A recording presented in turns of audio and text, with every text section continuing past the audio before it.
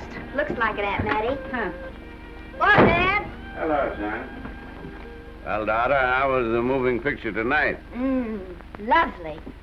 Mice, that's what it was. Just a lot of mice. There wasn't anybody killed in the whole thing. No, well, then I'll stick to these. These don't talk.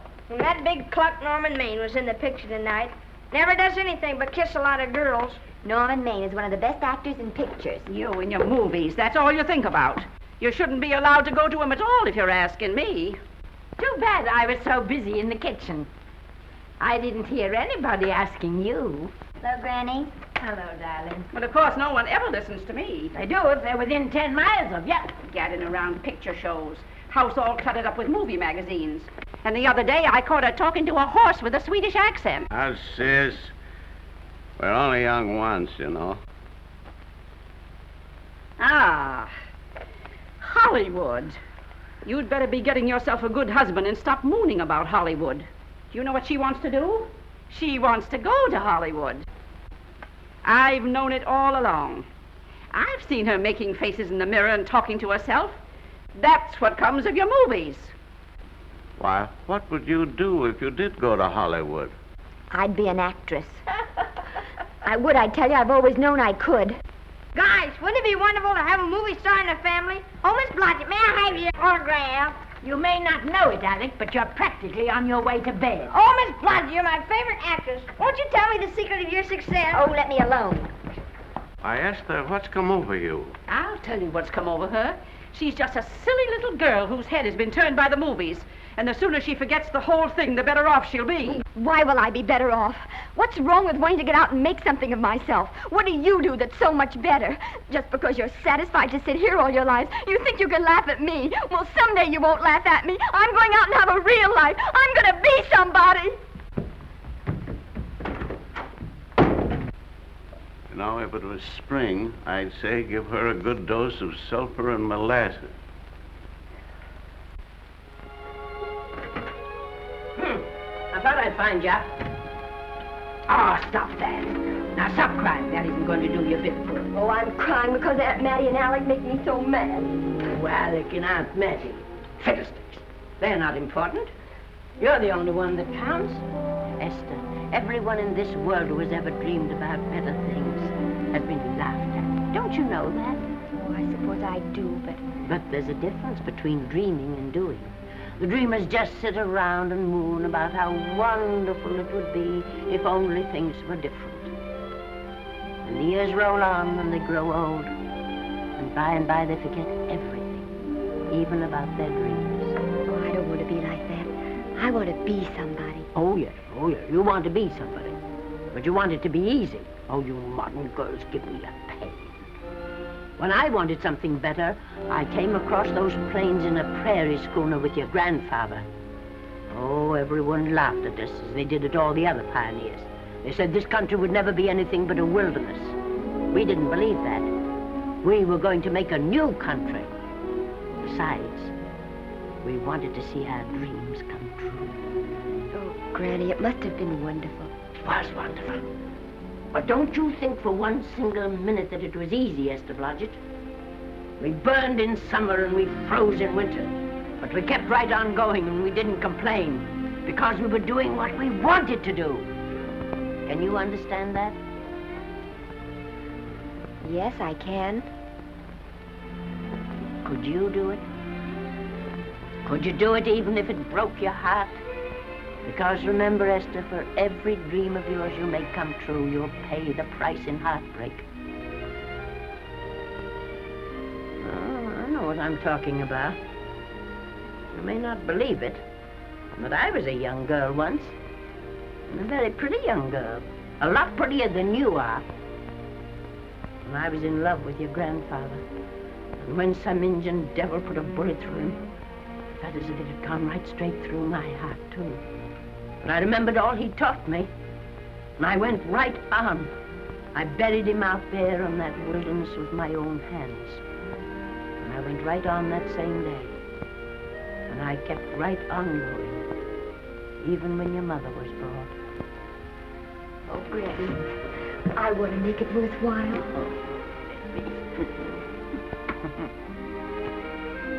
You know, Esther, There'll always be a wilderness to conquer. Maybe Hollywood's your wilderness now. From all I hear, it sounds like it. But if you've got one drop of my blood in your veins, you won't let Mattie or any of her kind break your heart. You'll go right out there and break it yourself. That's your right. Here. Oh, here. Stop that nonsense. Here. Take this and go to your Hollywood. Oh, I can't take your money. Well, why not? It's your savings. Well, I was only saving up for my funeral. Now I don't think I'm ever going to die. Oh, Granny, how can I ever thank you? By giving me your word of honor that you'll never tell a living soul where you got that money. I promise. Remember, if you do, I'll have you arrested for robbing me.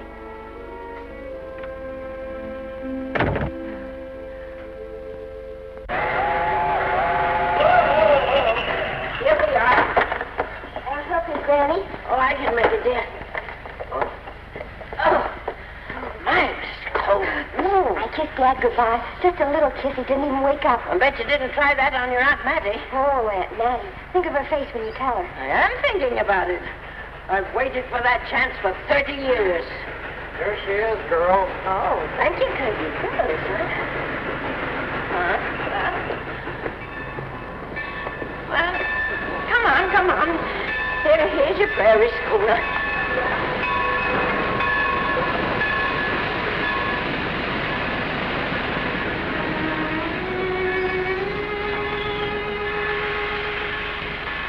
All aboard.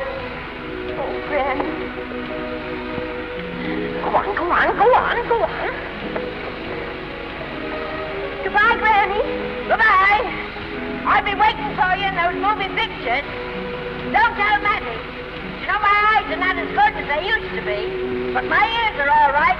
So you remember, talk up good and loud. All aboard. Goodbye. Bye. Bye, Granny. Bye.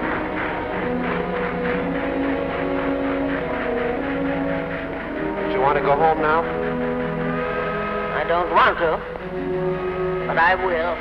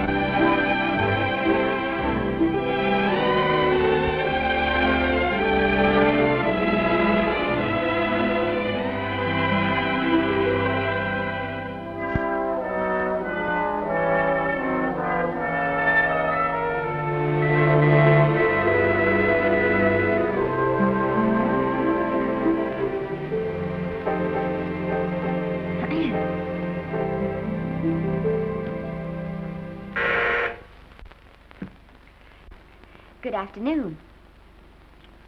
Day, week, or month?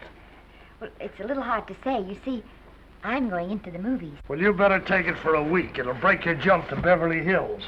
Are all the studios really near here? All except Gaumont British. I suppose the best way to get a job is to go straight to the studios, isn't it? Mm-hmm. I haven't any illusions, you know. I'm perfectly willing to begin with a little bit of a part, or even as an extra. $6, please, in advance. Oh.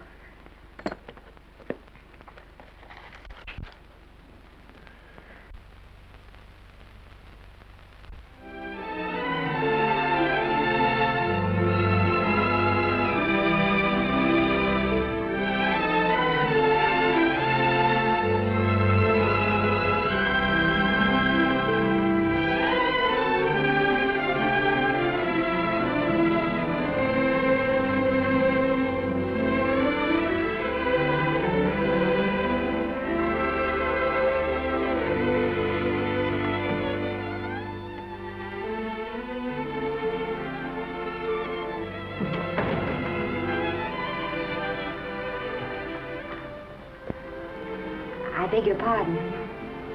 I'd like to register for extra work. How long have you been in Hollywood? Well, it's about a month now. We haven't put anyone on our books for over 2 years. Come here. I'd like to show you something.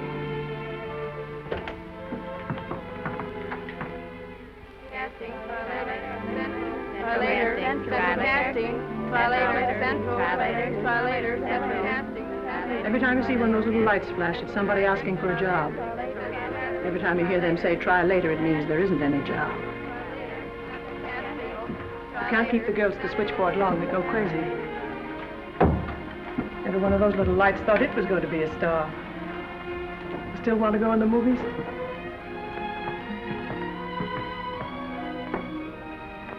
You know what your chances are?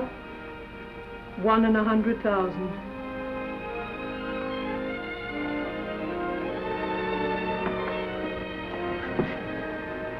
But maybe I'm that one.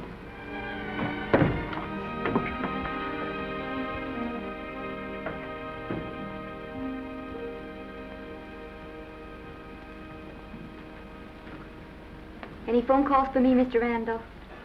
Oh, no. Jesse Lasky and Sammy Goldwyn must be writing letters instead. How's the luck today? There wasn't any. Maybe you don't go at it in the right way. Now take Danny McGuire here. He knows the ropes. Don't you, Danny? Sure, I've had him around my neck for years. Huh? What? Oh, Miss Blodgett. Danny McGuire, our new tenant. How do you do? Mr. McGuire is a big director. Oh, are you really? Oh, could you possibly use me in a picture, Mr. McGuire? Of course, I haven't had much experience, but I don't think that really matters if you're willing. And Now I really listen, feel that... lady. In the first place, I'm not a director. I'm an assistant director. In the second place, if I had any jobs to give away, I'd confer one on myself. And in the third place, you should have stayed back home in the first place.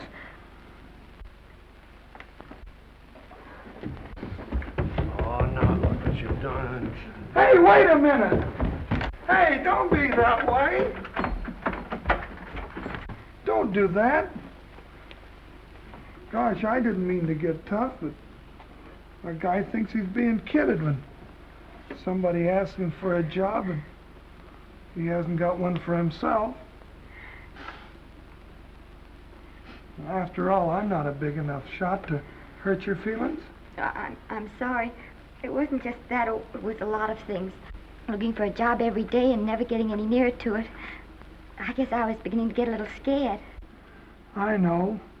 Lady, do I know. Well, there's only one thing to do for that feeling when you're tired and sunk and down to your last nickel. Come on and I'll buy you a drink. Well, it's not as bad as down to the last nickel. I've still got $11 left. $11? You're going to buy me a drink. Come on.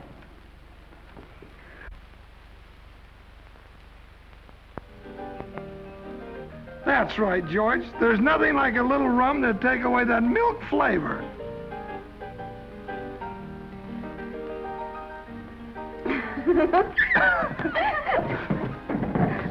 I beg your pardon. Certainly.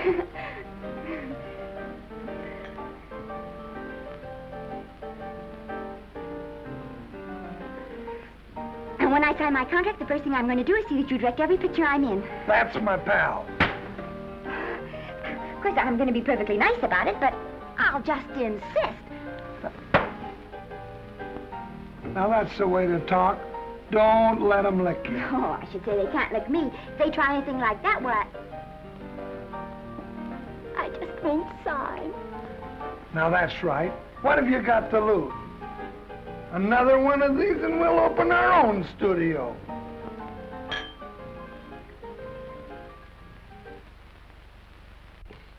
Bill rendered $24. Past due. Remit without further delay. Me.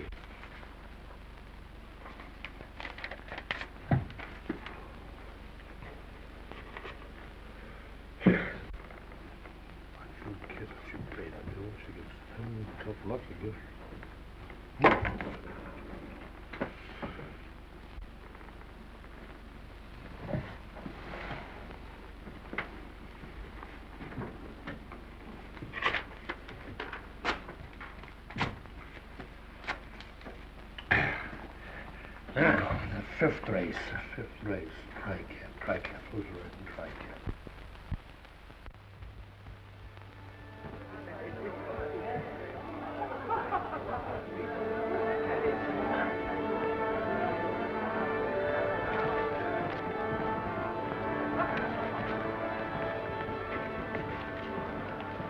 Hey, the program's going to be swell tonight. Now, you take this fella Beethoven. I'm a pushover for him. And Chopin, well, he's not so dusty either.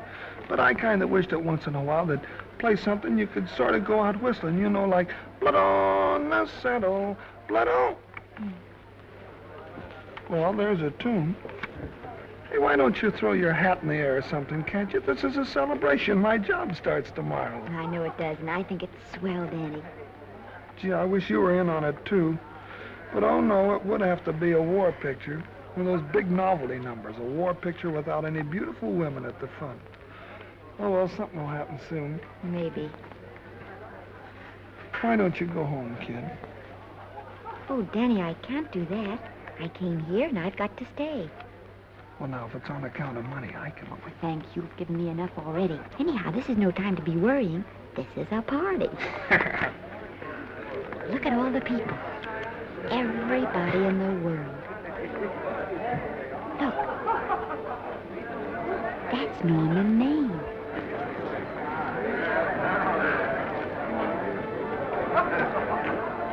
And he seems to have had that one extra cocktail.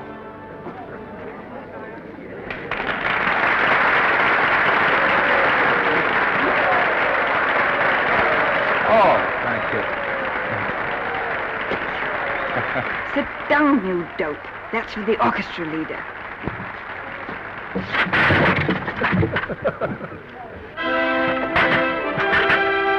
All right. Hello, Norman.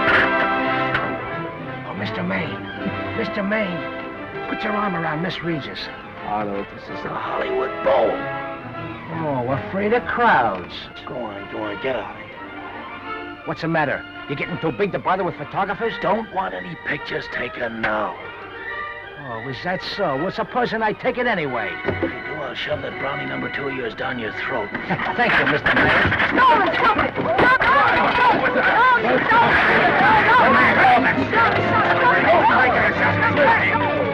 Take it easy, Mr. Mayor. Just calm down. Normie, come back and sit down. Everybody's laughing at you.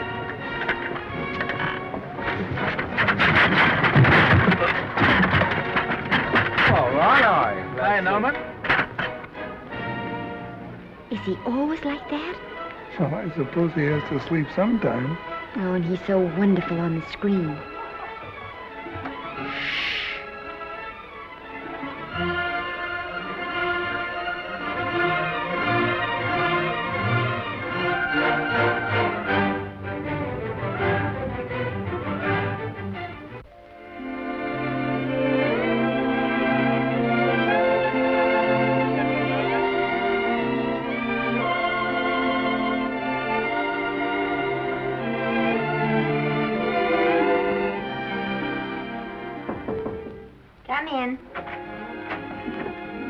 Daddy. What's the matter? Well, believe it or not, I got a job for you. Daddy, that's wonderful. When do I go to the studio? Well, you don't exactly go to the studio. Oh, it's on location. Well, it's not exactly on location. But of course, I haven't any makeup. Will you tell me what to get and sort of help me put it on? Well, you don't exactly need any makeup. You see, it's not really a picture job. It's being a waitress. Oh. Well, it's kind of a picture job if you look at it right. You said it was a waitress. Well, it's waitressing for Casey Burke, the big director over at our studio. He's giving a party tonight to kind of celebrate on account of finishing the picture, and he wanted me to get him an extra waitress, and it's $5. And I thought of you right away, Esther. Well, that was awfully sweet of you, Daddy.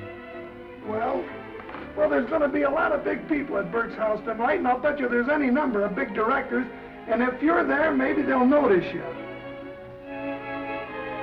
I could make them notice me. Sure you could, Esther. It's your chance. My chance.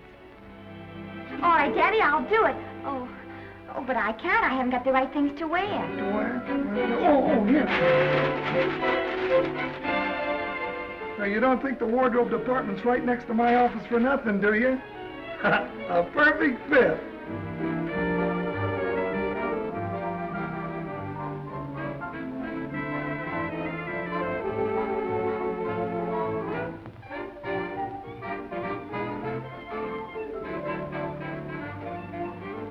Did you get to the preview last night? I did. Would you like a little hors d'oeuvre? They are very nice. Oh, thanks. Well, what did you think of the picture? They should have saved it for Thanksgiving. What a turkey.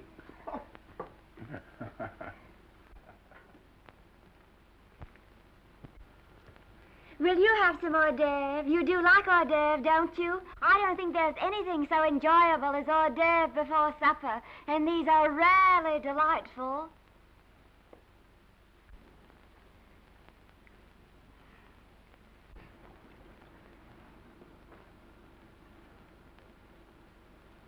And at the finish, the kid turns around and sings the lullaby to its mother. Pardon the big boys, but would you like a little hors d'oeuvre? They say they're the best in town. Don't tell me. I know. Mae West. That's a great twist. But where are you going to find a 2-month-old baby that can sing? Hello, Oliver. Oh, hello, Casey. You want to fire me now? Wait till you see the picture. I'm not a director anymore. I'm a male nurse. What's the matter with the picture? Guy by the name of Norman Maine. His work is beginning to interfere with his drinking. Oliver, don't tell me I'm to direct his next picture, too. Mm-hmm.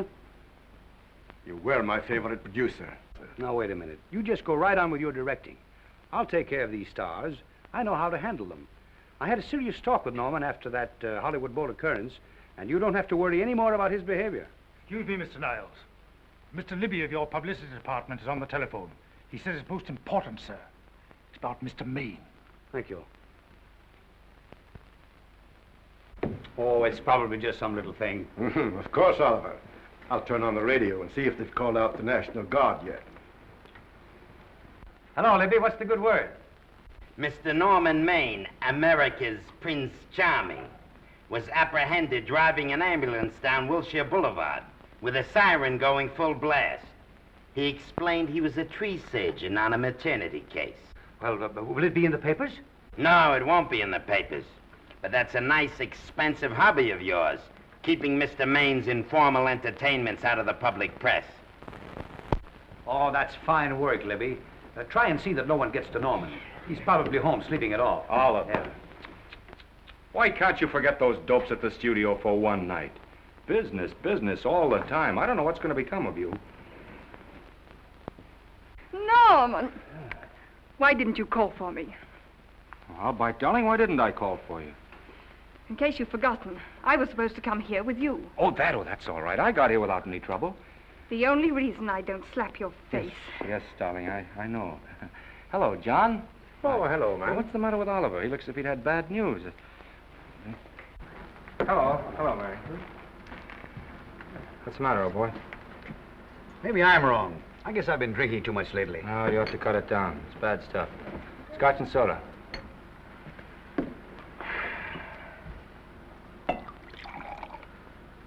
Come on. The word, you know, is pronounced when. Bad dialogue, Oliver. I'd rather not watch this. You know best. Soda. Thank you. Oh. Go ahead and say it. I've got it coming to me. Don't make it tougher on me, Norman. I don't want to stand here and preach, but take a look at my side of it. I'm trying to make pictures with you. I know. Costs are going up and the grosses are going down. No, it isn't that. I've made lots of money with you, and I can afford to take a loss. But I hate to see you going the way of so many others. Why don't you get Lloyd's to insure you against me? You can't get insurance against a man forgetting who he is. You're a great star, Norman, but there's nobody so big that he can afford to have people refuse to work with him. Who doesn't want to work with me? You... Quiet. Listen, I know plenty of people who do. Yes, and so do I. But your real friends can't stand seeing you start to fall apart. What do you mean by that? The first signs are always the same. Not being able to remember your lines. Cameraman struggling to cover your hangovers. And all because you have to have a good time. Every day and every night. Listen, I've warned you for a long time, Okay, Norman. Oliver, you're a swell guy. You won't lose any money on me. I'll promise you that. I'll be ready for the curtains when the time comes. When it does, here's my epitaph. And now I think I'll, have a little drink. Scotch and soda.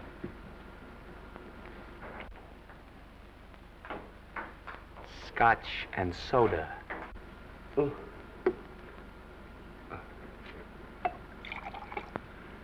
Come on.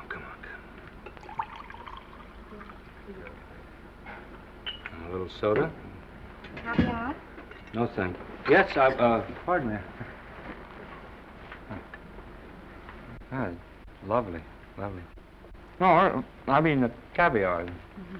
No, don't go away. I'm starving. Really. Which would you take?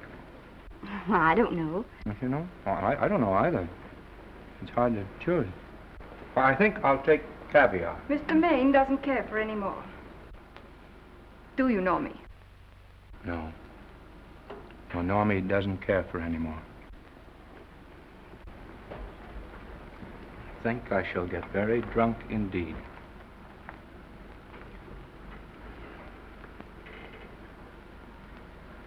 Scotch and soda. Sorry, I have something.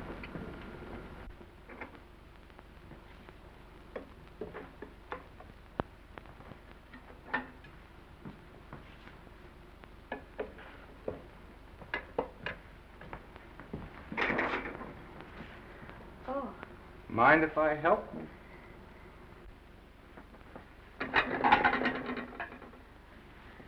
Won't they miss you? Oh, no. They'll just look under the table, and when they see I'm not there, they'll forget the whole matter. Hey, what's your name? Esther Blodgett. My name's Maine. I know. You do?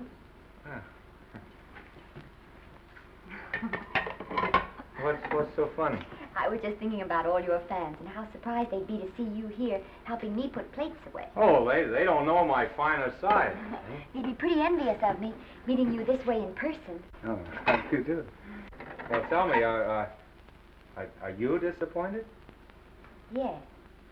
Oh, now you've done it. Oh, never mind that. That makes the room look lived in. Tell me, why are you disappointed? I was sitting behind you at the Hollywood Bowl the night you didn't want to be photographed. Yeah. I'm told I crept into many a heart that night. Oh, I can never explain this. You know, you have very pretty hair. You better get out of here. And a sensitive mouth. And a charming little Precisely why are you here instead of with the rest of the guests? I'm just trying to be helpful. I see. Are you sure there's no other attraction? Well, it might be that my old mania for putting plates away is coming back on me. It's rather odd. I always know where I can find you if there's a pretty girl around. It's not only odd, it's embarrassing. You're being deliberately insulting, Norman. I put up with this for long enough. Dear, don't lose your temper. Remember, we must try to keep the voice low. I know you'll excuse us if we go on with our work.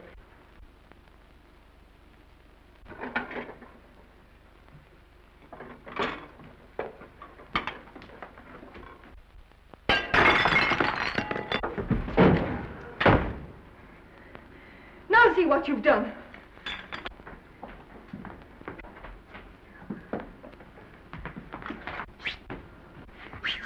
Come here. Help me up. Are you hurt? No more than usual. Come on, the wolves are on us. We gotta get out of here. Oh, I can't. The dishes aren't finished. Oh, yes, they are.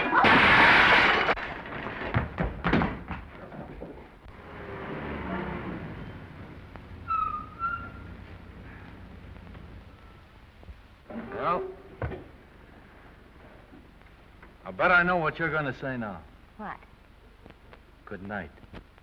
Good night, and thanks. Hey, wait a minute.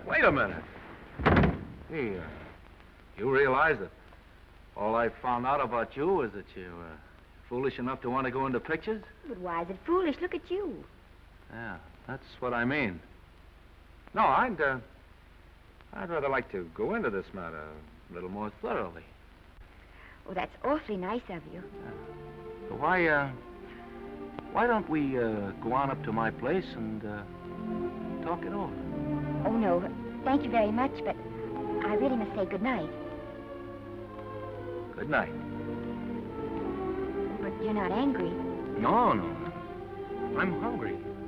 Well, why don't you go and get something to eat? Good night, Miss Blodgett.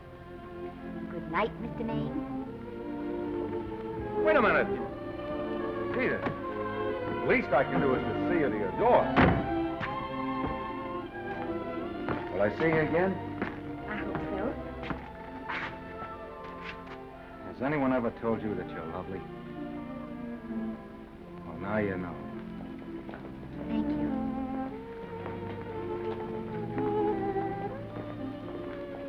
This is hard to say, but I want to say it anyway. You know, on the screen, in private life, you know. But whatever I do, I still respect lovely things. And you're lovely. You understand? Yes, I think I do. And it isn't that bump on the head that's doing this. Well, I'm glad.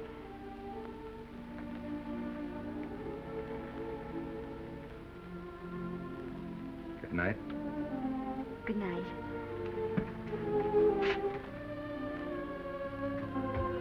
Hey! Do you mind if I take just one more look?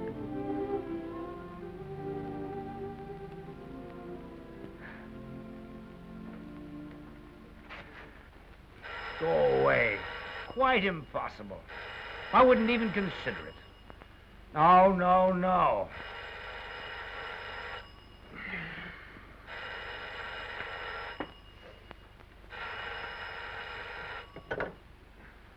Hello?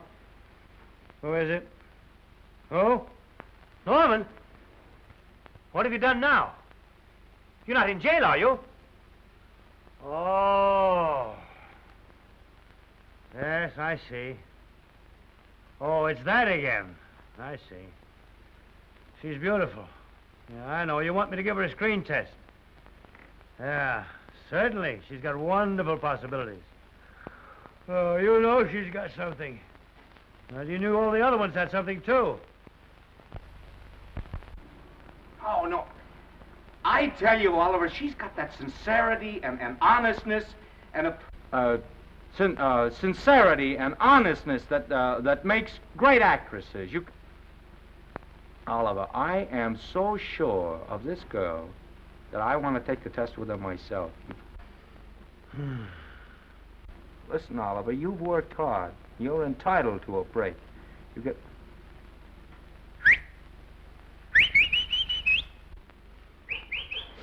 Yes, I heard you.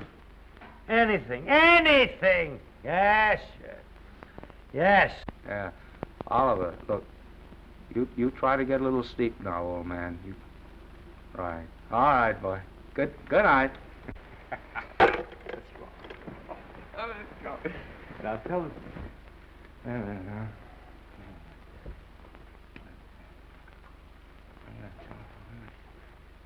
Telephone book. Telephone book. What is it? Telephone. Hey, Oliver, telephone book. Over here.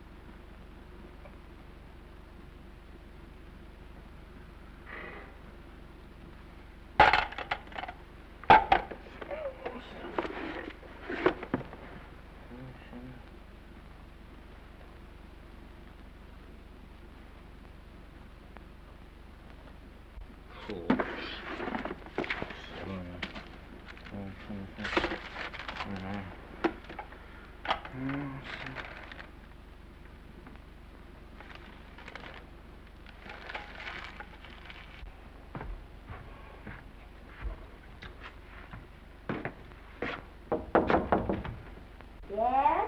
Telephone. For me? Some drunk trying to be funny says he's Norman Maine.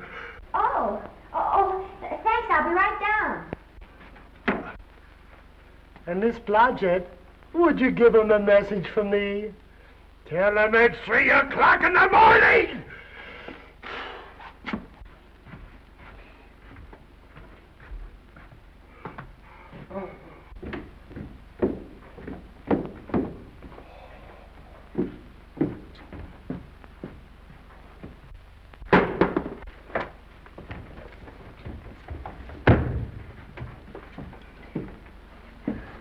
Hello? What? Oh. Oh. Oh. Oh, yes. I'll be there. Oh, thank you.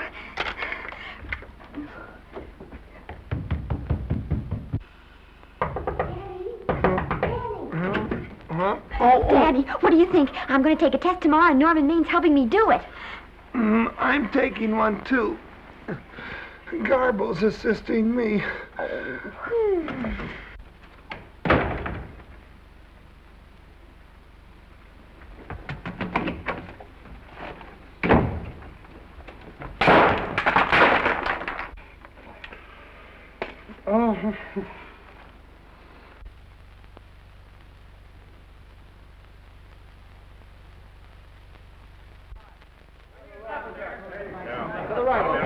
Move that Golo in. Put a silk on that broad. No, the Yankee. Is this light too hot for you, Haley? Okay, but cut down on your backlight. Put a double on that 90. Bring it down a little. That's it. Now pull it. Pull down on that 150. Get pulled down on that 150. Okay. Come here and get this thing. Run it here. Run it.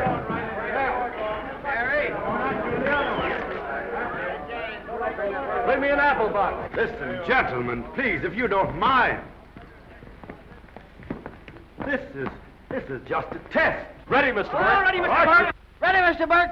Ready now, Mr. Burke. All ready, Mr. Burke? Ready now, Mr. Burke. All ready, Mr. Burke? We're ready, Mr. Burke. All right, let's take it. Quiet! Quiet! Quiet! Quiet! Ready, Norman? Yeah. You ready, Miss, what's your name? You'll soon know your name, Esther. The whole world's going to know it. But I'm so scared. Maybe I better not try it today. Oh, come on, now don't be foolish. They all had to go through this. Harlow, Lombard, Myrna Loy, and now Esther Blodgett. All right. I'm ready. This is the take. Roland. Quiet. Dave.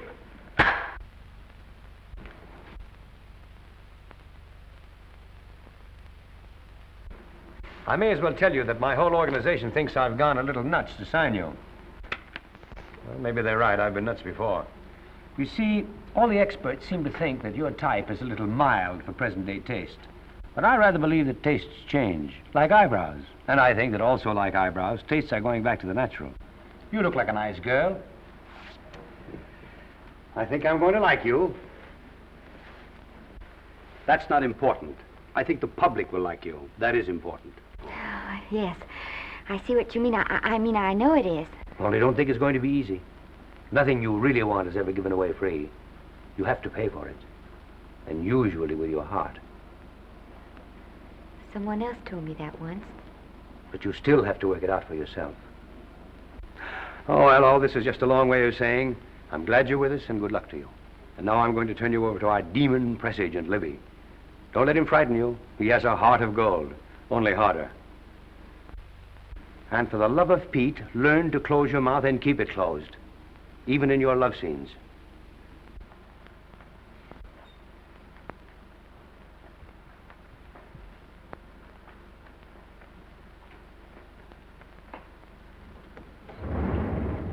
Are you a Russian? No, I was born in Fillmore, North Dakota. Oh, no. First saw light of day in a mountain cabin, a trapper's hut, high up in the Rockies. Go on. Well, I always wanted to be an actress. Dreamed of footlights as Lonely Kitty. Are you sure there's no Russian in your family? Positive. That's a shame. Well, what does your father do? He's a farmer. Social registerite father. Fed up with hypocrisies of 400, sought wilderness for consolation. There amidst the mountain flowers, he raised another blossom. His lovely little daughter. What's your name? Esther Victoria Blodgett.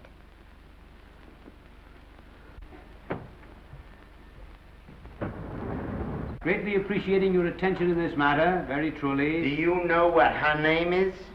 Esther Victoria Blodgett. Hey, we'll have to do something about that right away. Esther Victoria Blodgett. Well, that Blodgett's definitely out. Let's see, Esther Victoria, Vicki. How about Vicki? Oh, I think that's terribly cute. Let's see, Vicki. Vicki what? Vicki, pronounced Vicki. See, Esther, Besta, Sesta, Desta, Festa.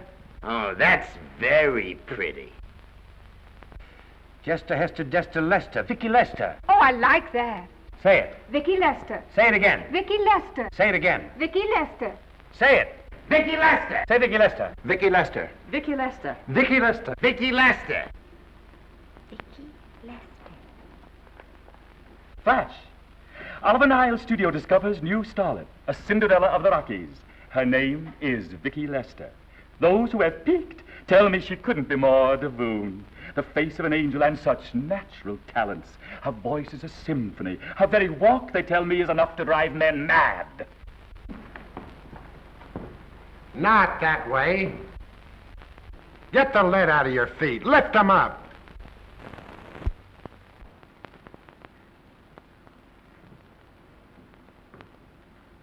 That's better. It's terrible, but it's better. The quality of mercy is not strained. It droppeth as the gentle rain from heaven. Cease. Through the mouth, my child, through the mouth. The nose is for smelling roses. Proceed. Does she have to look surprised all the time?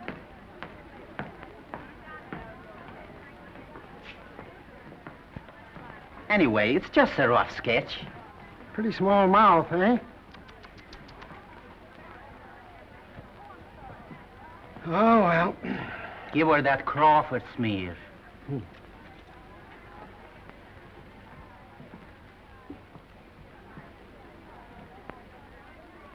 This'll give her that Dietrich. Yeah.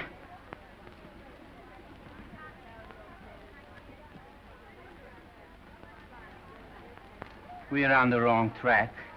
She still looks surprised.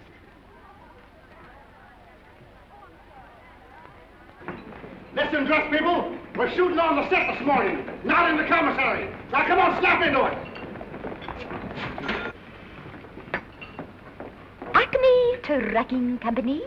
No. Mr. Smith is not in.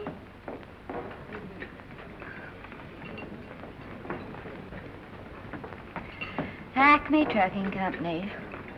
No. Mr. Smith is not in.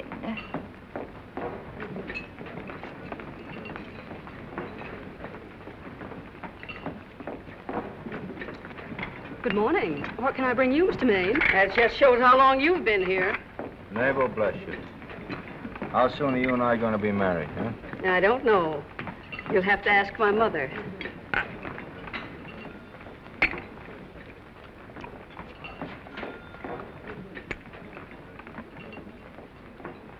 Acme Trucking Company? No, Mr. Smythe is not in. Acme Trucking Company? No, Mr. Smith is not in. Acme?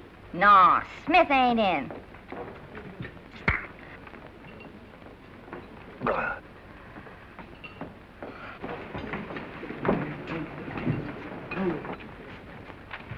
Acme Trucking Company? I'd like to speak to Mr. Smith, please. Mr. Smith is not... Oh, Norman. What's all this between you and Smith? I've got a part. It's only one line, but it's in the picture. Well, it's ambition that made you break that date with me last night. Well, I had to be here so early this morning, and So did I. I had to stay up all night to make it. you've started your picture, haven't you? No, we're still in the testing stage. You can't seem to get the right girl for the lead.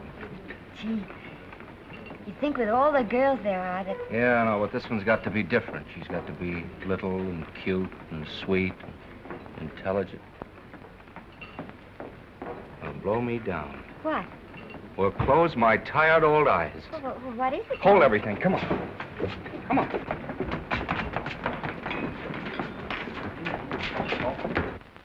Well, you've been through the whole casting directory. I'll work day and night, Mr. Niles. And I'll work with her, Oliver. And I can be mean or nasty or anything you want, Mr. Niles. If she clicks, Oliver, you've got a star overnight. Okay.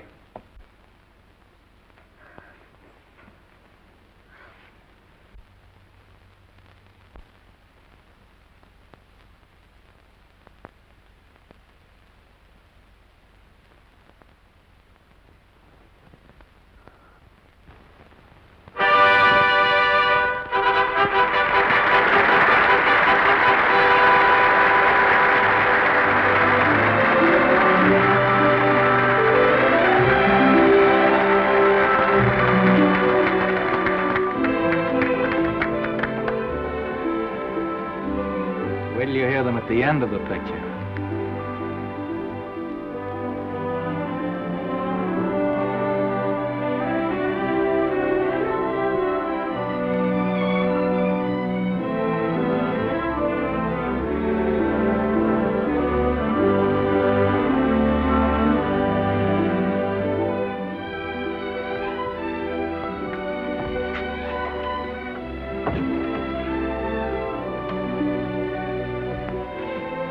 Do you think we were noticed? By no one. They're much too busy playing at croquet. I've loved you all my life. But we only met 2 days ago. That's when my life began.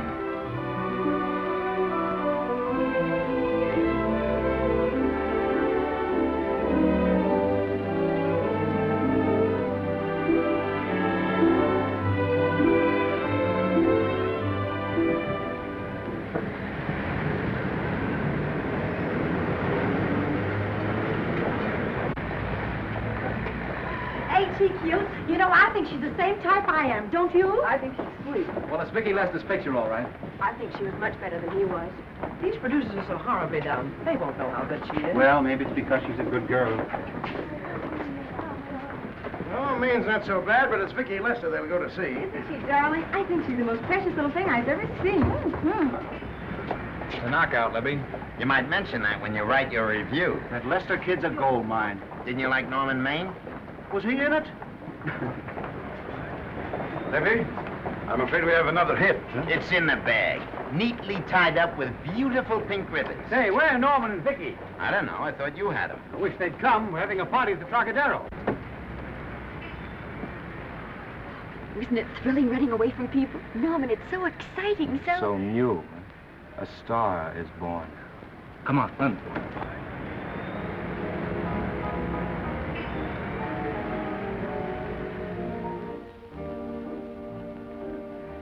It's wonderful, isn't it? A crazy quilt. Oh.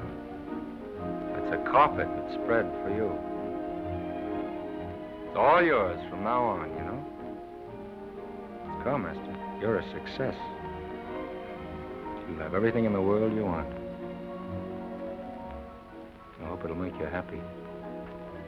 Hasn't it you? But then there was one thing I never had. Lots of times I told myself I'd found it, but I always knew I was lying. Still, I never stopped looking for it. Maybe it'll come. Well, I think it has come, Esther. I only wish it weren't too late. Oh, but it's not too late. Oh, you can't throw away your life the way I've thrown away mine and have anything left that's good enough. No. You can. Norman, you can. You mustn't tell me that, Esther. I'm so afraid that I'll believe it.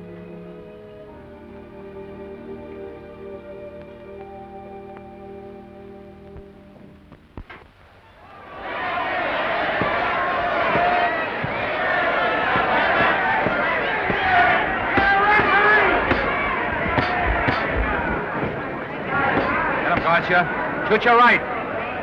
Swell, isn't it? Lovely. What's Garcia getting? Can't you hear me, Gotcha? Shoot your right!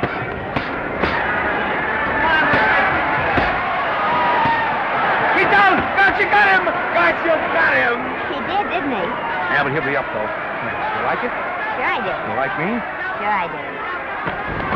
Ooh, that reminds me. Will you marry me? No, thank you. Come on, Gotcha, finish him. Why won't you marry him? Wasn't that dependable? Hey, shoot your right! Throw away your money? Break him up in there. Break him up. Drink so much. Well, suppose I quit drinking. Yes? Come on, Gotcha, shoot the right in there, the right! Suppose I save my money. Yes? There he goes! Let him have it! Suppose I became absolutely dependable on all occasions. Yes?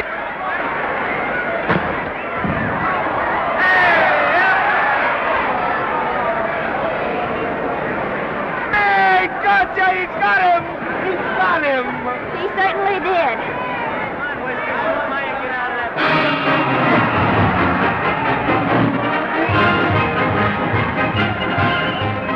Gee, that was a beautiful fight. Norman. What, dear? Oh, that for me if I said I'd marry you? No, certainly not. I was just supposing.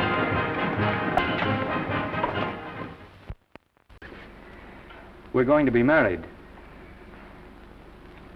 Guess I didn't read that line right. I'll try it again. We are going to be married. Both of us. Yeah, to each other. What do you think of that? Well, when? Where? Well, we thought we'd elope in the conventional manner. What's the matter? It's trying to decide whether it's good for the studio. Is it? It is. And bless you, my children. When's it going to happen? Oh, we thought we'd just sneak out sometime. We're not telling anyone but you. Listen to this. The screen's ideal romance blossomed into breathtaking reality today when Vicki Lester and Norman Maine, America's dream lovers, slipped quietly through the portals of holy matrimony. How does it sound? Horrible. But you see, we're going to elope. Sure you are. It'll be the biggest elopement this town ever saw. We'll get a tie-up with the Army, have you escorted all the way down to Yuma by 20 of their new bombing planes. Is he going with us? Don't you think we can work this thing out better alone? No sense in bothering the happy couple with all the details. I'll see to it that you get a carbon copy of the whole layout. I can hardly wait. I'm sorry we didn't realize that we were in the way. While you're settling the details, you don't mind if I take this woman out and buy her a ring, do you? Sure, go ahead. We want everything legal. That's a charming match. A nice girl like Vicki, and public nuisance #1. Now, wait a minute, Libby. Norman's all right. And if you'll pardon my pointing, Vicki's business is her own. It doesn't require any comments. I wasn't making any comments. I just said it was a rotten shame. So go ahead and plan the elopement. Oh, that elopement stuff is out. You can't get any scope in that. We're going to have a wedding. Where'll we have it? Customary place, I believe, is a church. Nah, it's been done. This has got to be something big. The beach. I can visualize it. The bridesmaids in bathing suits. 20,000 Santa Monica school children spelling out the word love. It's a novelty, but is it big enough? Why not the city hall? A police escort of every motorcycle cop in town. Sirens screaming, confetti pouring out of buildings like the Lindbergh reception in New York, only on a big scale. What's the matter? Isn't it big enough? And now if any man can show just cause why these two may not be lawfully joined together, let him now speak, or else hereafter forever hold his peace. Do you, Alfred Henkel, take this woman as your lawful wedded wife? Will you love, comfort, honor, and keep her in sickness and health as long as you both shall live? I will. Do you, I beg your pardon. Do you, Esther Blodgett, take this man as your lawful wedded husband? Will you obey, serve, love, honor, and keep him in sickness and health as long as you both shall live? I will. Place the ring on her finger. Hurry, please. Now, by virtues of the power invested in me as Justice of the Peace of San Bardo Township, County of Los Angeles, I pronounce you man and wife.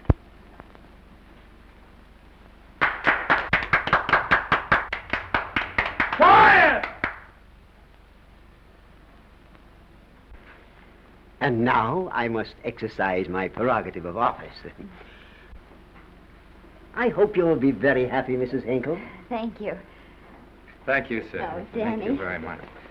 Now, if you'll please sign the license. Oh, yeah. You know, Mrs. Henkel, I can't help but believe I've seen you somewhere before. Oh, really? Well, I believe this is the first time I've ever been in San Vardo. You know, your face is familiar, too, Really? Mr. Henkel. There you are, sir. Thank you very much. Oh, thank you, sir. Thank you.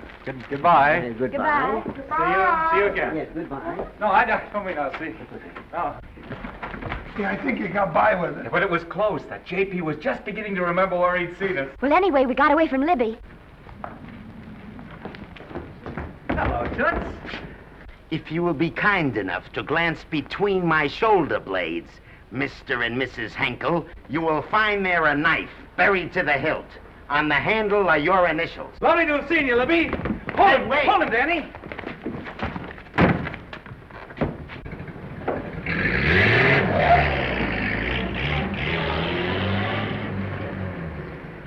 There go a couple of rats I raised from mice. Well, they got a right to get married, haven't they? I haven't got any right to double-cross the public, and I haven't done it yet. Hey! People versus Porky Washington, who is charged with violating Section 600. Young man, you're in contempt of court. Operator, get me the Los Angeles Tribune. I've a good mind to put you under arrest. Wait till I make the score. You wait, too. Tribune, give me the city desk. Johnny, this is Matt Libby. I got a flash for you. Norman Maine and Vicki Lester were married at 2:30 this afternoon. Vicki Lester? Court recess.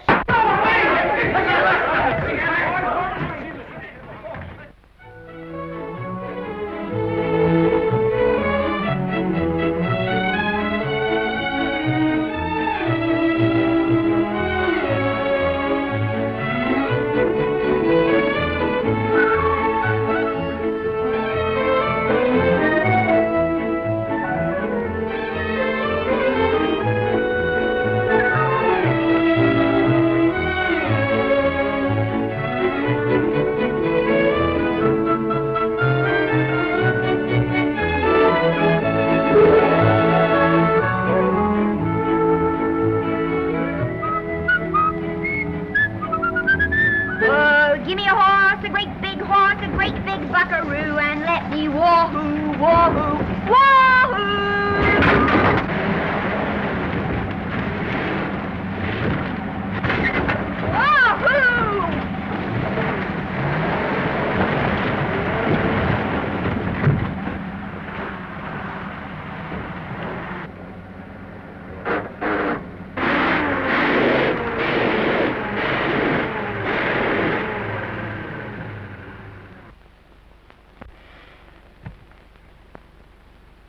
Wahoo! Hey, wahoo. I don't want to sound immodest, but I think I've stripped a gear. Well, sit down, won't you, and let's get acquainted. We'll probably be seeing quite a bit of each other from now on. Well, might just as well break the ice now as later.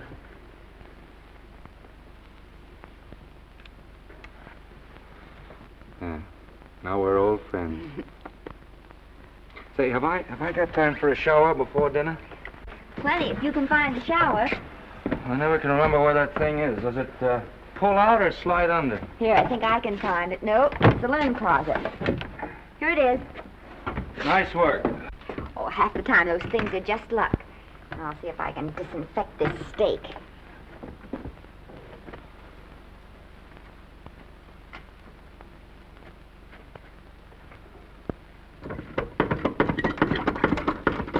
Esther, there's no soap. Here. Thank you. Oh, and Esther. Yes, dear? I'll need a washcloth. Oh. How are you fixed for cigarettes? And you know I never smoke underwater. Hey, what do I do to make this thing work? Pull that gadget at the top and pray for rain. Well, I can't reach it. I can't get my hands up. If you've gone in there with your arms down, you'll never get your bath. Unless you're a contortionist. Yeah, well, I'm not a contortionist, and don't throw that up to me now. You knew it when you married me. Will you close this door, please?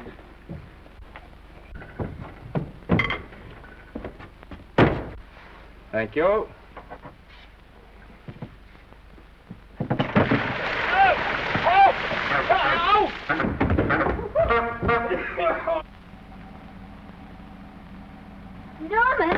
Norman, here comes the car. You got it? Huh? Here, quick. Quick what? Quick, go out and stop them and ask for help. Oh, I'll catch cold. Oh, you'll get warm again. Yeah, don't, dear. They'll recognize me. Now, if you keep your face down, go on. There may not be another car for a week. Well,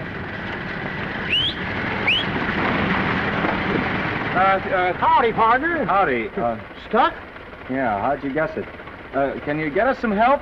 Well, I reckon not. You know, it's a long way to town. We're pretty busy down at the place. Well, I got to get out of here. I've got my wife with me. Doesn't she like the country? No, and we're short of food. There's a lot of game in them woods. You know, well, my wife can't shoot. Well, you're sure up against it. Sorry I can't do anything for you. Well, wait, listen, I'll be frank with you.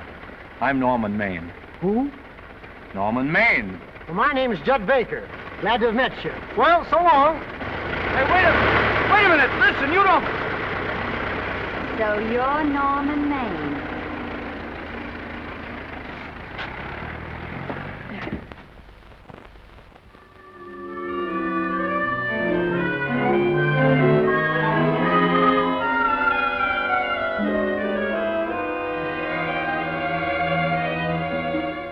I got my prestige to look out for.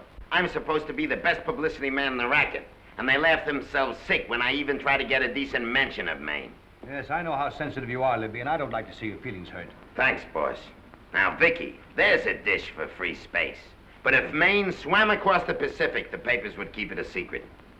Well, the exhibitors don't like him, the critics don't like him, the public don't like him, and I don't like him. Who likes him?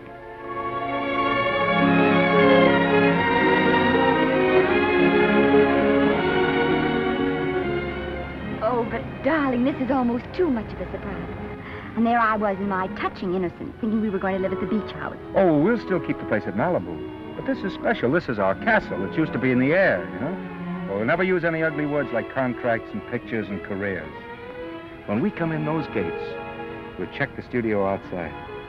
Come on, I got another little surprise for you.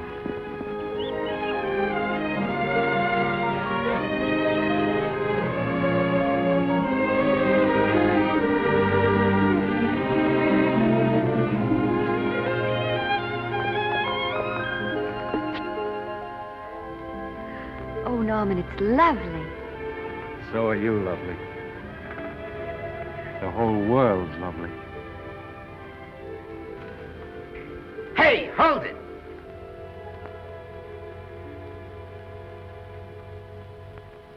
That's it. Caption: their honeymoon never ends. All right, let's get some pictures. Now, if the bride will sit here and the groom stand behind her, we'll have something unique. Now let's go after something different. You sit down and she'll stand up. Pretty radical, isn't it? Yeah, but in a nice way. Okay, Otto, fire.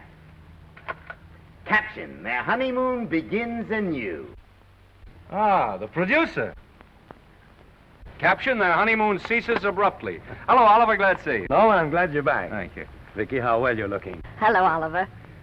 Am I interrupting? Yes, thank you. Just want a couple more pictures. That's enough of both of them. What they're asking for is exclusives of Miss Lester. Alone. Oh, I see. Well, come on, Oliver, let you and me get exclusive. See you later, Vicki. Oh, don't worry, Otto. My camera smashing days are over. They ain't your only days that are over. Oh, hold that, Miss Lester. Gorgeous. Well, Oliver, how's the dividend situation? Very pleasant. I think we'll show $2 million on the next quarter. Oh, good. Smart move of mine to sell my stock, eh? Oh, well, when you need money, you need it. Well, some people save up for just such an event. You know, there's bound to be a rainy day occasionally. Yeah, but as a citizen of California, I've always refused to admit that. Yes, I know, but still it does rain. Well, anyway, you can thank me for some of those dividends of yours. Mm-hmm. Oh, can't you? Oh, sure, sure. That was a little too quick, Oliver. The matter, the Enchanted Hour was a smash hit, wasn't it? Well, it made Vicki a star overnight. Yes, it should have. What about me? Oh, let's talk about business at the office, Norman. Beautiful pool you have here. Beautiful. Oh, now let's talk about it here. Didn't they like me? Well, maybe the part wasn't just right. That was the best part of the year. Look, Oliver. You think I'm slipping? Can you take it? Yeah, go ahead. The tense is wrong. You're not slipping. You've slipped. Oh, my fan mail's still big. Norman. Fans will write to anybody for a photograph. It only costs 3 cents for a stamp, and that makes photographs cheaper than wallpaper. But every 25 cents they pay for a theater ticket buys them the right to be a critic. And your last few performances, Norman, have not pleased your critics. You remember I told you I'd be ready for the curtains when the time came? Here it is. Let's call off the contract, no hard feelings. We're not quitting, either of us. There's no explaining these things. We've all seen how the public turns. Maybe we can turn them back. I've got a swell script lined up for you. About Esther. If you think that I'm going to get in her way... Well, as a matter of fact, as it happens, there's no part in this story for her. I'd more or less planned to star her in a picture of her own, with that young Pemberton opposite her. He's coming along nicely. Good for young Pemberton. All right, Oliver. We'll make a try at it. Let's hope it's not too late.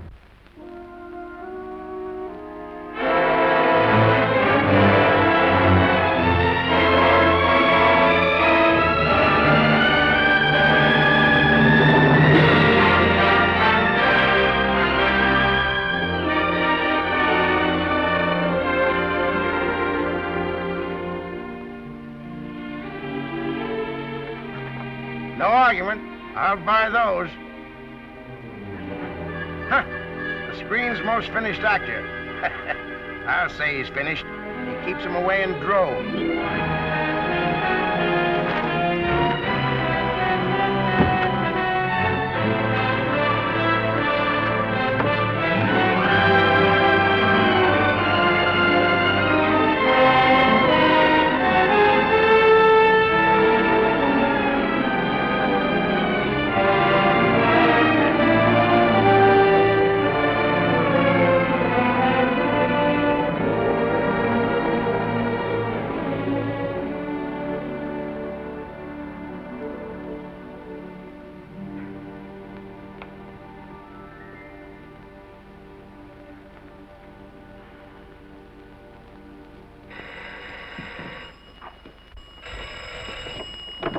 Hello? No, Miss Lester isn't home as yet. No, I'm not the butler. But I can take a message just as well as he can, honest. Oh, is that you, Norman? Swell. Listen, Norman, this is Artie Carver. Hiya, kid. Swell. Say, I hear you're through with Oliver Niles. Is that on the level? Oh, please, Artie. I'm not news anymore. Forget it. Say, what kind of a settlement did you make on your contract? Give me a figure so I can do a story on it. There was no money involved. We just called it quits. Okay, I'll fill in my own figure. Say, by the way, I've been trying to get an interview with Vicki for 2 weeks, but she's always busy. How about you giving an old pal a break by speaking to her for me? Sure, I'll ask her. Swell. So long.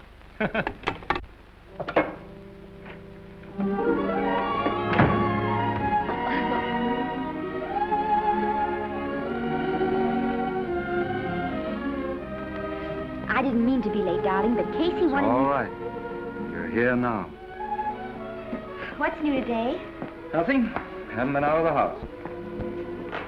Let's go somewhere tonight. No. You're tired. We'll stay in. I'm not tired, really. Oh, yes, you are. You've got a hard day ahead of you. Anyway, I see so little of you, I'd like to have you to myself. Oh, but it's the servants' night out. We haven't any Yes, we have. I fixed a little snack with my own lily white hands. I'm learning to cook in my spare time. Then I think I'll marry you. Oh, I get it. You want to make an honest cook of me. Comes in on wheels in this joint.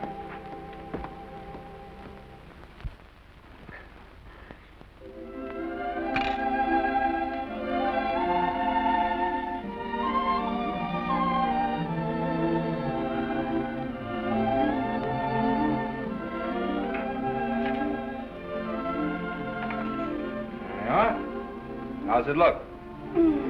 Wonderful. Huh? That's what I thought. Now then, don't be formal, just pitch in.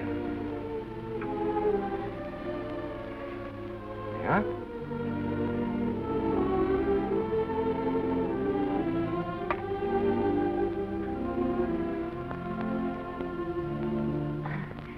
I'm afraid my mouth's not quite big enough. I'll measure it next time and make them to size. A little hard to lift, too. In fact, I think I'll take those measurements right now.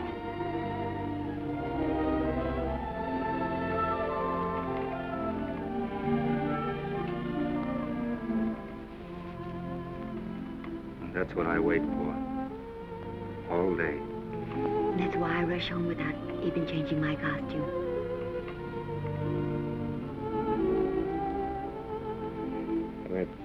We're forgetting that we're hungry.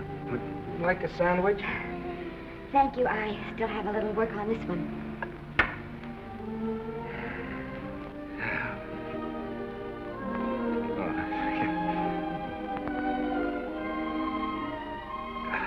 Norman, will you unhook my dress? I can't breathe.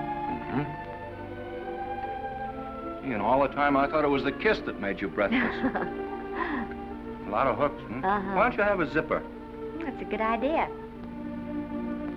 You got it? Oh, yes.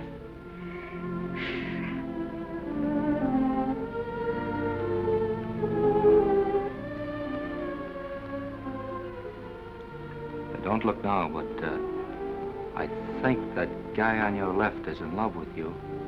I hope so.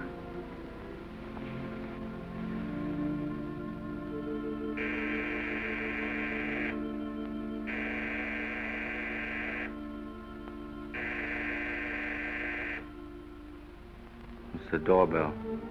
Is it? Maybe they'll go away. Oh, I never do at a time like this. Here. Just a minute, dear. I'll be right back.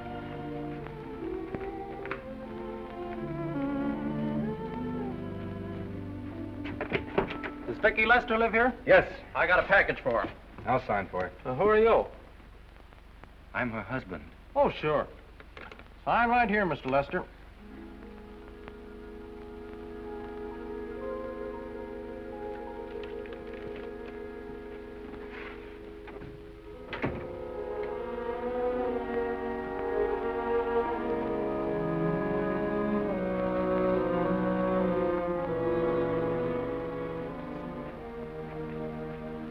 package for you.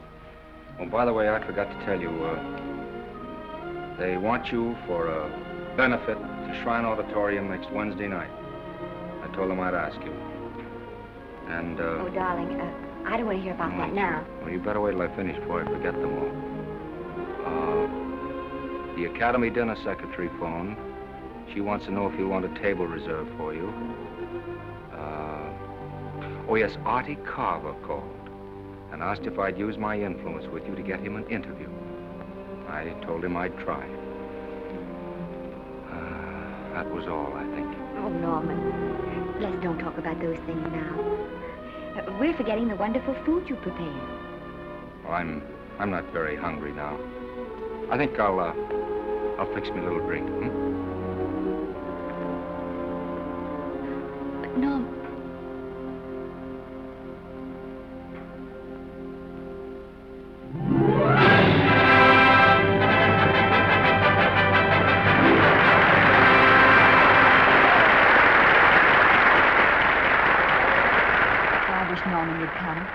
Stop worrying. And think how nice that statuette's going to look on your mantelpiece. Do you suppose anything's happened to him? But of course not. He's just been held up in traffic. You think about that statuette. And now we arrive at the climax of the annual dinner of the Academy of Motion Picture Arts and Sciences, the highest award within our power to bestow. We have already applauded with our hearts as well as our hands, while awards have been given those gentlemen who during the past year have rendered distinguished service to the motion picture industry. We now pay honor to the ladies, or rather to one lady.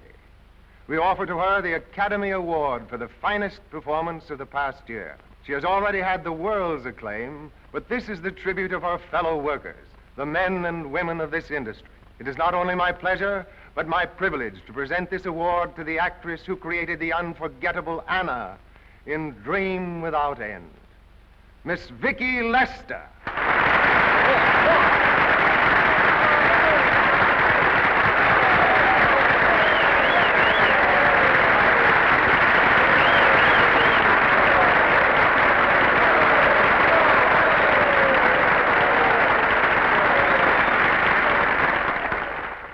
What more can we say, Miss Lester? This says it all for us.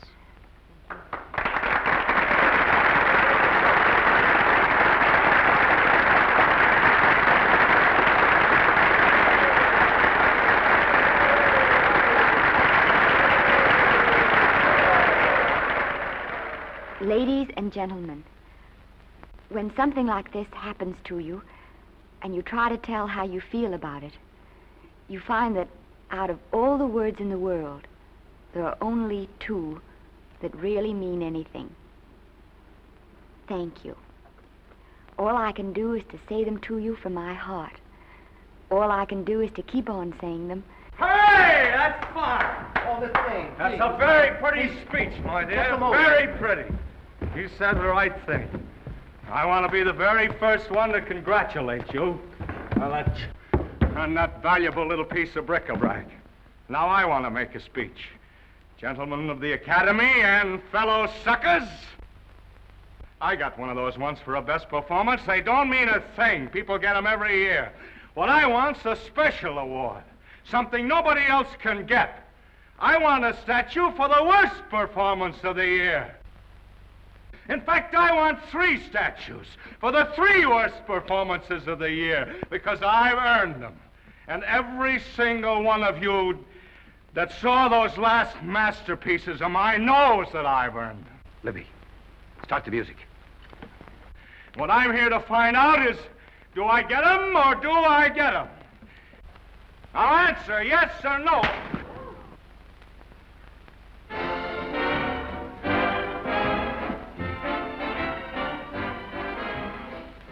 Norman, darling, let's go and sit down.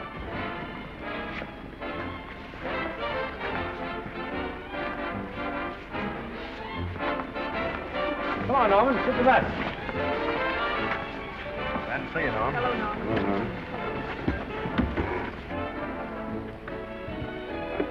Well, Norman, how are you? Hi, Oliver. My dear, do let me congratulate you. You must be terribly proud and happy tonight. Thank you.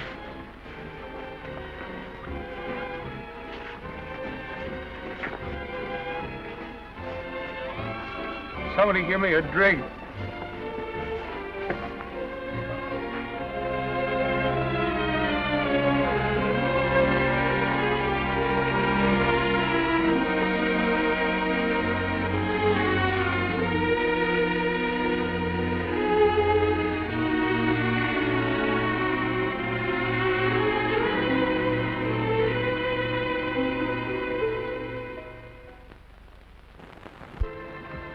Oliver, it's nice of you to come to my dressing room. Vicki, how are you? I've missed you. Everyone's missed you. Have a nice trip. Well, a 3-month tour of the theater circuit scarcely comes under the head of pleasure. But the way they're screaming for your pictures all over the country. Miss Lester, if I may talk shop, you are a knockout. Thank you. It's good to hear that. You've been crying. A little. How's Norman?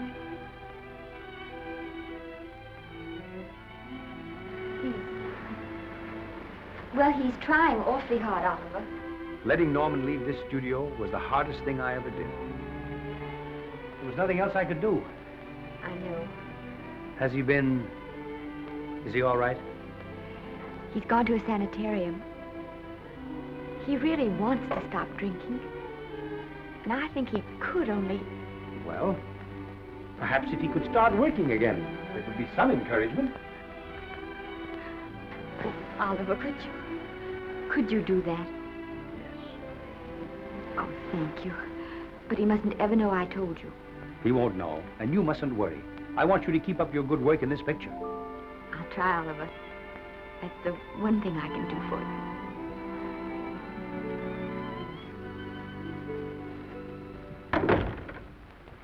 If you'll just sit here, Mr. Niles, I'll have Mr. Maine brought down. Thank you. Brought down.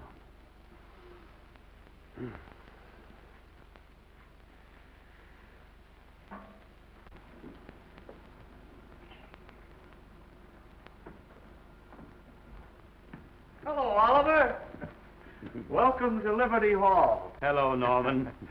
Well, no, Mr. Niles isn't slipping me a case of scotch, Cuddles. This is just a handshake. This is Cuddles, Oliver, my social secretary. We go everywhere together. How are you feeling, Norman? Fine. Getting along remarkably well, Cuddles tells me. He says you ought to see some of the boys. Let's sit down. Yeah.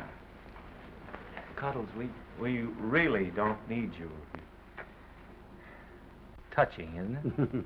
Can't bear to have me out of his sight. Are you comfortable here, Norman? Comfortable. It's positively luxurious. They even have iron bars in the windows to keep out the draft. How much longer are you going to be here? Oh, well, I'm really cured now. I'm just staying on for an extra week or two to get in good shape, you know. After all, there's no particular hurry to return to the cameras. That's what I wanted to talk to you about. I've got a script with a fine part for you in it. Gee, Oliver, that's great. That's great. Who plays opposite me? Well, it is not exactly the lead. Young Pemberton's doing that. But I tell you frankly, I consider your part better than the lead. Oh, I see. It's better than the lead. Well, of course, it isn't terribly long. But it's one of those parts that makes an impression on you. They'll be thinking about you all through the picture. Mm-hmm. Well, the thing is, Oliver, I'm pretty well set at another studio. I'm not at liberty at the moment to tell you which one. You know yourself how those things are. Of course. But it's a big picture. He's one of the biggest of the year. Mm-hmm. And the part. Every actor in Hollywood would give his teeth to play it. See. Well, that's fine, Norman. Naturally, that will tie you up for a while. But we won't get to this picture for some time. And perhaps, if you want to consider it for later on, well, we'll be... I'll tell you, Oliver, you'd better not count on me. See, I've got several pictures lined up after this one. Then they're talking to me about England. You know, they're doing some very interesting things over there, you know. Mm-hmm. Hey. What is it, Cuddle? Speak right out. We all love you. Your dinner. Oh, yeah, we dine at 5:30 here. It makes the nights longer. Well, goodbye, Norman. I'm glad to see you getting along so well. Be out in no time. I'll have to introduce myself all over to a lot of people. They won't know me when I'm not drinking. Goodbye. Goodbye, Norman. Thanks for dropping in. That's fine. Yeah. Well, Cuddles? Alone at last, eh?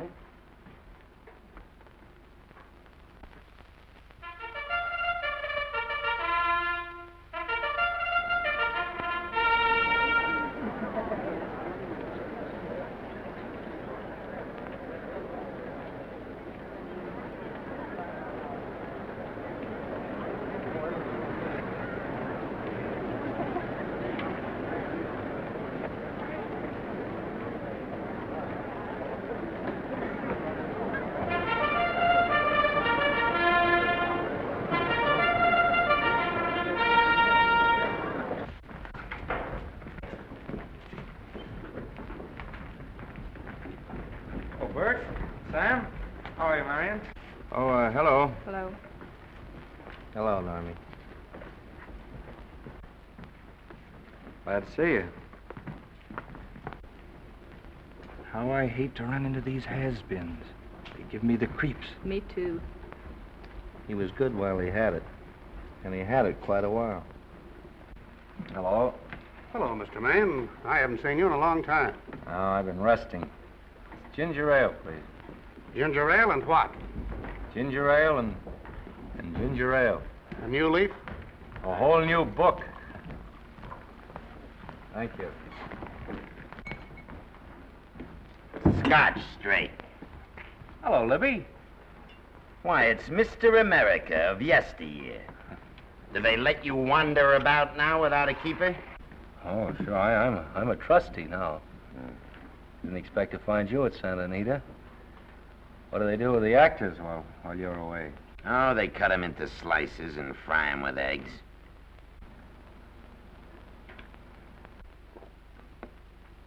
I suppose you'll be here all the time, now that you've retired from the hurly-burly of the silver screen. Well, we're living down in Malibu now, and pretty lonesome with Esther away working all day. Well, I wouldn't squawk about that if I were you. It's nice to have somebody in the family making a living. Oh, wait a minute, Louie. I don't want to forget that we're friends. Friends, my eye. Say, listen, I got you out of jams because I had to. It was my job, not because I was your friend. I don't like you, and I never have liked you. Nothing made me happier than to see all those cute little pranks of yours finally catch up with you and land you on your celebrated face. Where do you work, Libby? Always wait till they're down, then kick 'em. I don't feel sorry for you. You fixed yourself nice and comfortable. You can live off your wife now. She'll buy you drinks and put up with you even though nobody else will. We're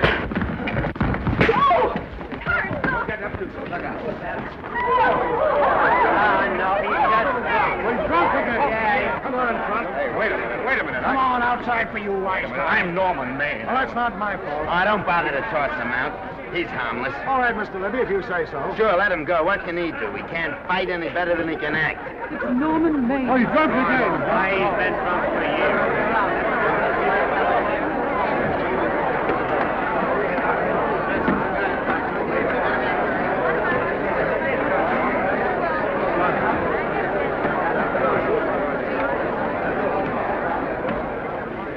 Give me a scotch. Double. Leave the bottle here.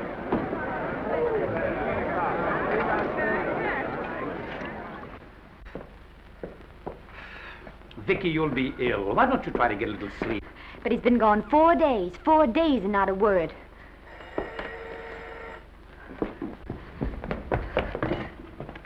Oliver, I can't. I just can't. Hello? No, this is Oliver Niles speaking. What? Where? Thank you. What is it? Nothing, nothing. Oliver, tell me. He's in the night court. He's been arrested on a drunk charge. Now, he's all right. He isn't hurt. I'm going right down and get him out. I'm going with you. Vicky, it isn't any place for you, and if it gets in the papers, What do there'll I be... care about the papers? I'm going with you.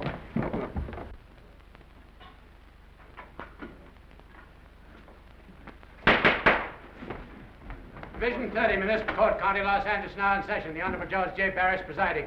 Be seated, please. Were you able to do anything? Judge wouldn't even see me. Ready, Your Honor.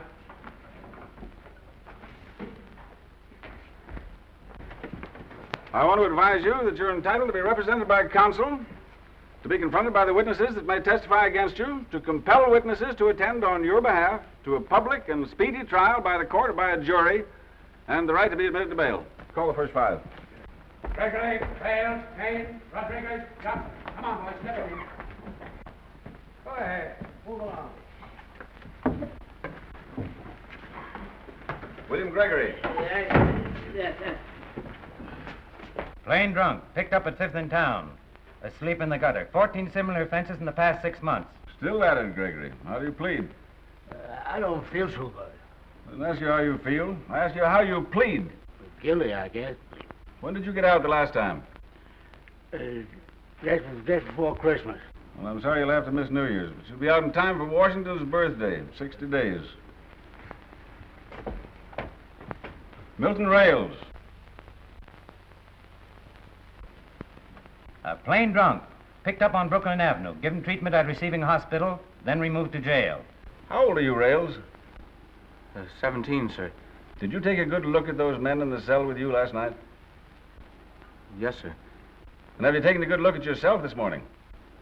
Oh, no, sir. I suggest that you do. $5 or 2 days. Sentence suspended. Oh, Judge, Alfred Henkel, more commonly known as Norman Maine. Drunk and disorderly. Cracked car into tree at Sunset and Coronado. Evidently been drinking for days. Resisted arrest and injured one of the arresting officers. How do you plead? Guilty. You're Norman Maine, the actor, aren't you? You've come pretty low, haven't you? There isn't a man here who's had the advantages you've had. Look what you've done with them. You're nothing but an irresponsible drunk, driving about the streets with the power to inflict death or injury on innocent people. I think we'd better deny you that power for a while. 90 days in the city jail. Please wait.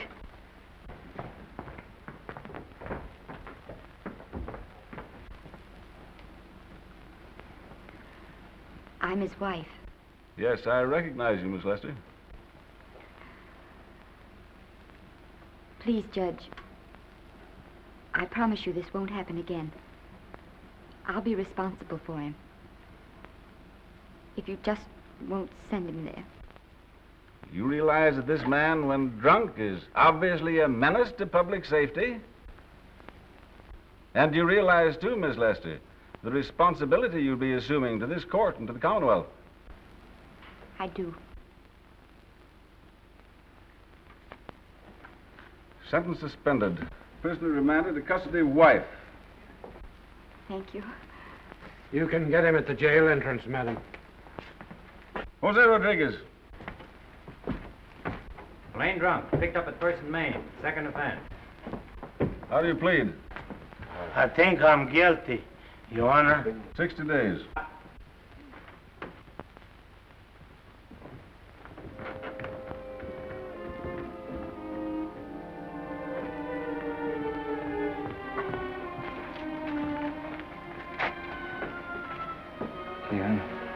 I'm so tired. Hold it, Mr. Maine, for picture.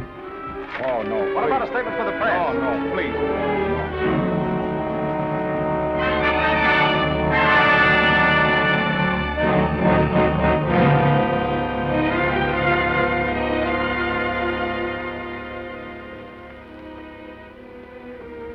He's still asleep.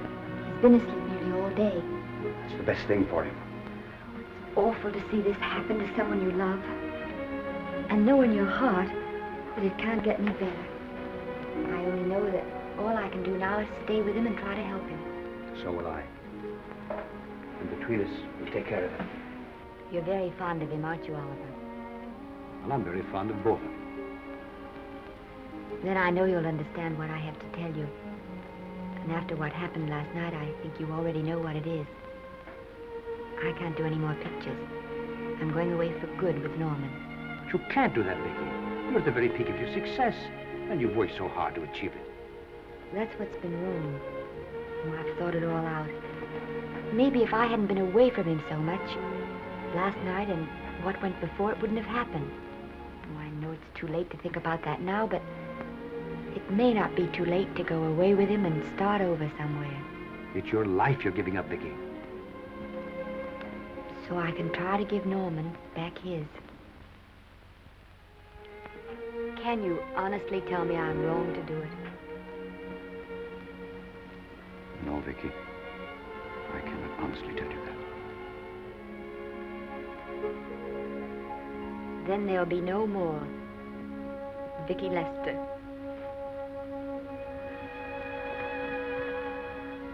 Come on, walk to the door with me.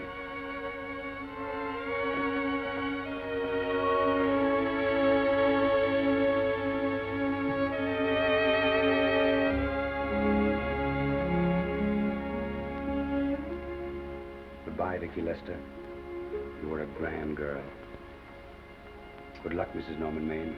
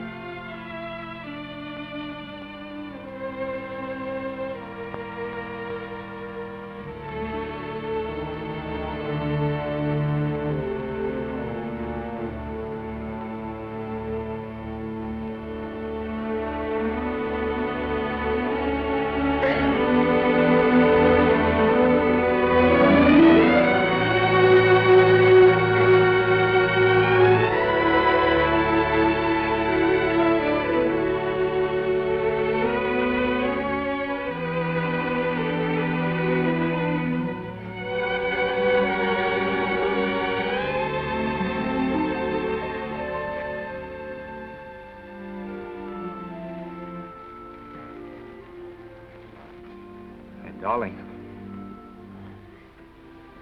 this is Maine coming in to apologize again. I'm sorry, dear, but it isn't you. What other troubles have you got? None. I was just playing a scene with myself. Now look, I'm just coming out of the jitters and you're just going into them. This is a swell household. Isn't it? I'll tell you what we'll do. I'll promise to brace up if you'll go on the wagon. I guess I have been drinking too much. You know what I'm going to do? I'm going to be an athlete. You mean with great big muscles and everything? Well, roughly speaking. Gonna join the YMCA? It costs too much. I'm going wading out in our front yard. Now? Sure. Would you like me to go with you? Sure, if you'd like to. No, me. I don't think I will. It might spoil this beautiful, natural wave. Yeah, I guess that's right. But, darling, look, could you have a hot toddy... some hot soup for me when I come back? Some hot soup? Yeah. And I'll make some of those nice sandwiches. Norman, do you have to?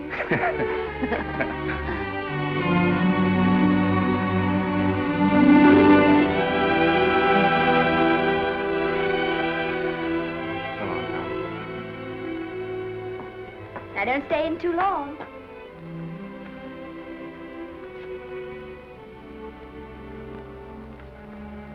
Hey! You mind if I take just one more look?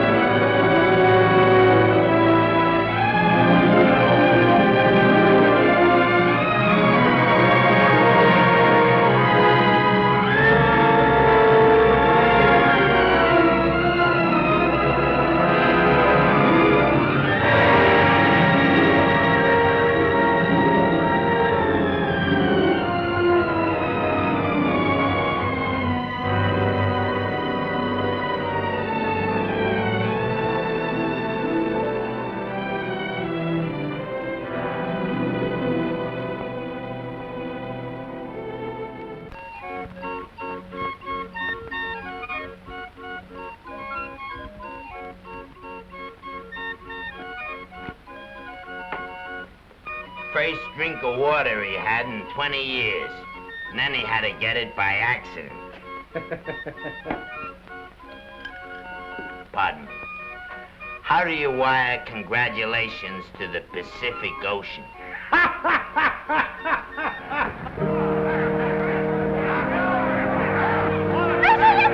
Oh, you can't see her face.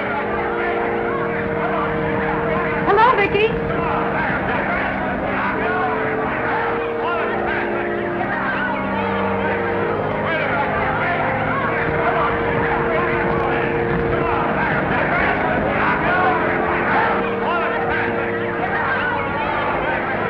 Get away, can't you? Come on, Vicki, let's see your face. Vicki, will you sign my book for me? Write Mrs. Norman Maine. Don't you care, Vicki? You get over it. Stand back, can't you? Don't you cry, dearie. He wasn't so much.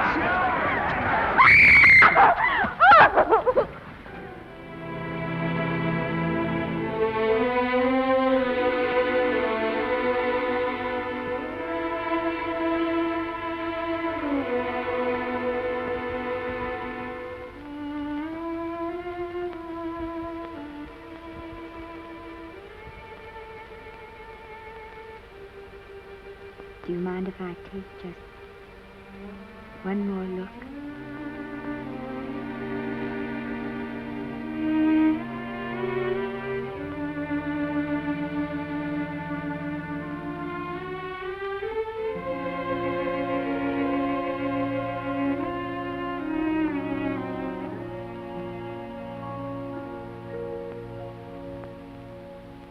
Here are the paychecks for the servants' graves.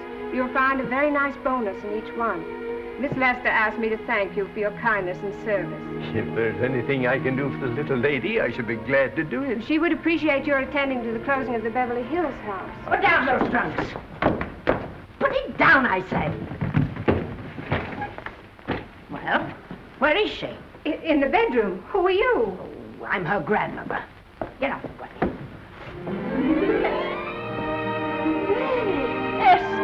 Granny, darling. Oh, I'm so glad to see you. What made you come? Oh, I know when I'm needed. Now get out of here. Go on. Get out of here, all of you. I want to talk to my granddaughter alone. I came just as quickly as I could. But I'm going home. I sent you a wire yesterday.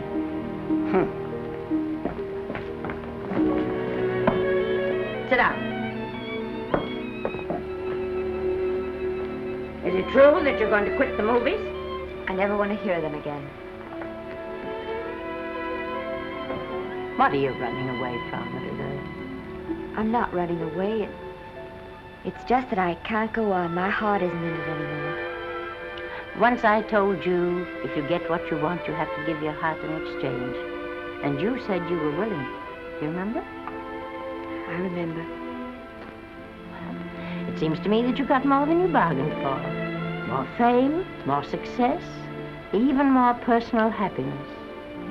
Maybe more unhappiness.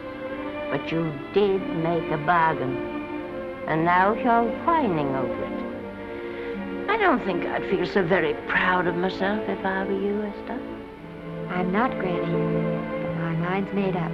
Oh, and I'm sorry I gave you the money to come out here. It was just wasted. Oh, but Granny... I was proud of you, Esther.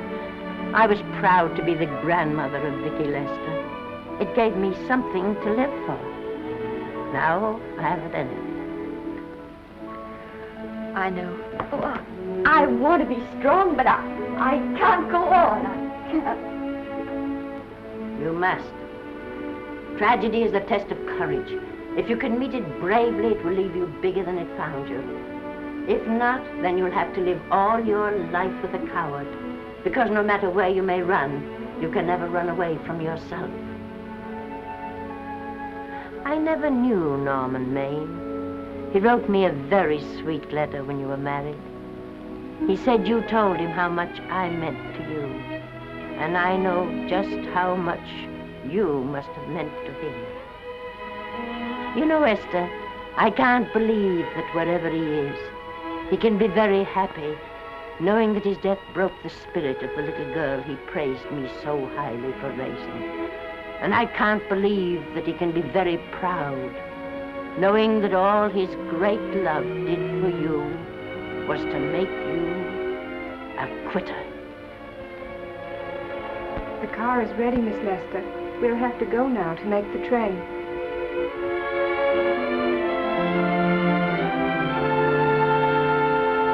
Put the car back in the garage. Granny.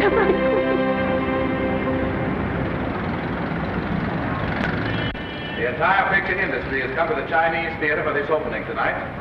It has come to pay tribute to a great star on her long-awaited return to the screen in what has been called her greatest performance. It has come to pay tribute to the girl herself. The girl who has won the heart of Hollywood. The girl who has won the heart of the world. Miss Vicki Lester. And if I'm not mistaken, Miss Lester's car has just driven up. Yes, it is she.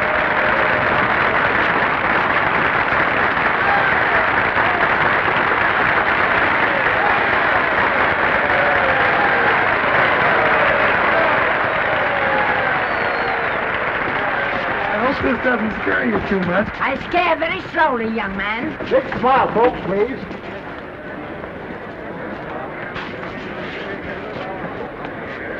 They'll have your mug, I mean your face, plastered across half the papers in the country tomorrow.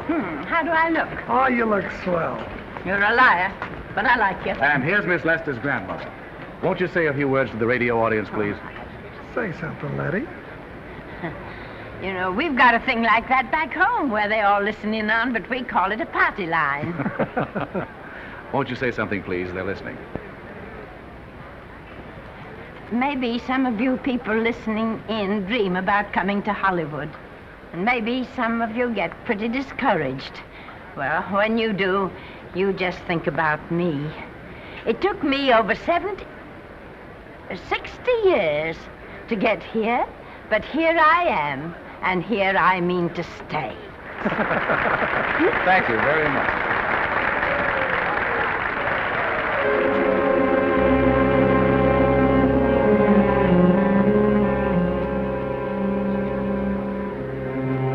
Miss Lester. This microphone is on an international hookup.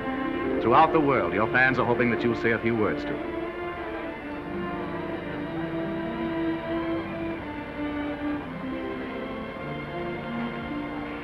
Hello, everybody. This is Mrs. Norman Maine.